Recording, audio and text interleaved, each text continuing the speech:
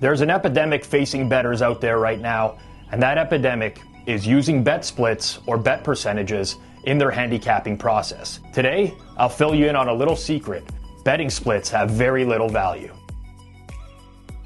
Welcome back to a brand new video here on Circles Off. This is your home for betting education with myself, Rob Pizzola, a real professional sports bettor. Now, this channel is all about helping you get better as a sports bettor, and nearly every day I see some sort of reference to betting splits on social media with people who use it as gospel in making their daily bets.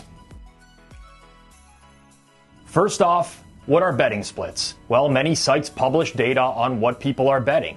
What percentage of people are betting on a certain side? What percentage of money is on a certain side? Generally speaking, people are looking to be either contrarian, fade the teams that have the highest percentage of bets, or be on the sharp side, find big discrepancies between the percentage of money and the percentage of bets. And that's a little concept known as reverse line movement. Now, here are the main issues with both of those strategies. First and foremost, public betting and money percentages are largely made up of data that comes from recreational sportsbooks. Why is this an issue, you might ask? Well, recreational sportsbooks are known to limit winning bettors.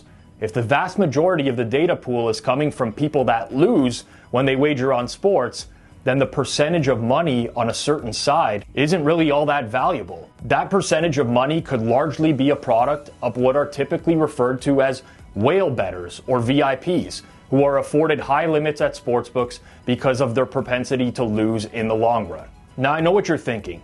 Well, if this pool is largely made up of losing bettors, shouldn't I just be able to fade the consensus and win money? Well, the notion of fading the public or fading the consensus is very misguided. What the vast majority of bettors fail to realize is that sportsbooks make money in the long run because of the vig that they charge on games. Most bettors are simple coin flippers. They don't lose in the long run because they lose 80% of the bets. They lose in the long run because they lose roughly half of their bets, but they are paying vig on each one of those bets, making it very difficult to overcome. Add in some bad habits on top of that, like chasing losses, betting parlays, and other exotic wagers, and it's an uphill battle. And that's just the tipping point when it comes to why this data is incredibly flawed. An even larger issue is not knowing which bets came in at which number. Think about all of the line movement that happens on a daily basis when you're following different sports leagues. How many times have you seen an NFL team open up as a 3-point favorite in a game, and then eventually they close as a 4.5-point favorite? Wouldn't it be nice to see the breakdown of bets when the number was at 3, and then 3.5, and then 4, and then 4.5, instead of all those bets just being grouped into one bucket? As of now, this context doesn't exist anywhere and leaves you flying blind to try to interpret what you're seeing. And if that's not enough, maybe the largest issue of all is that by waiting for enough data to flow in, you as a bettor are sacrificing your ability to get closing line value. If you missed my betting tip from a few weeks ago, I implored everyone to bet earlier.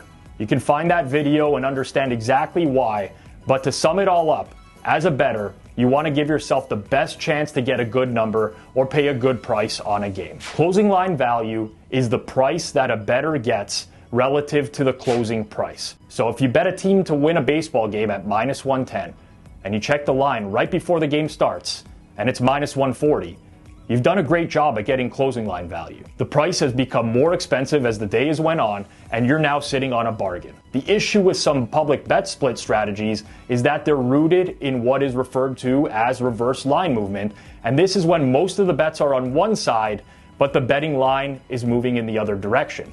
If 90% of the bets are on one team, but the line's moving in the other direction, it is implied that the other side is the quote-unquote sharp side. However, the sharp side also comes with a price attached to it, and people often forget that or dismiss it altogether. By wanting to be on the same side as the sharps, some people will chase a number that has moved and no longer has value. Let's use one final example here. The Broncos are hosting the Raiders. Your public betting site is telling you that 3/4 of the betting action is on the Denver Broncos. They opened up at minus 3.5, but they now sit at minus 2.5. This is known as reverse line movement. The majority of bets are on Denver, but the line is moving in the opposite direction. The sharps grab the Raiders at plus 3.5. They grab the Raiders at plus 3, and now the line sits at 2.5. the proponents of this strategy would bet the Raiders at plus 2.5 to be on the same side as the sharp action. But Raiders plus 2.5 is not the same bet as Raiders plus 3 or 3.5.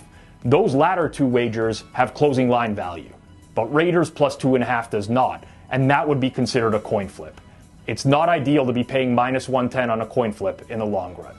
Your takeaway from this video should be to be very cautious when using public betting data. I would honestly suggest just avoiding it completely, but if you're dead set on using this as part of your handicapping, at least make sure you understand its limitations. This is an imperfect data set that leads to a lot of errors from bettors in the long run. Now, if you're thinking to yourself, I have questions, how do I get them covered on this channel? Well, subscribe, turn on notifications by hitting that bell below, and simply ask us any questions that you might have down below in the comments.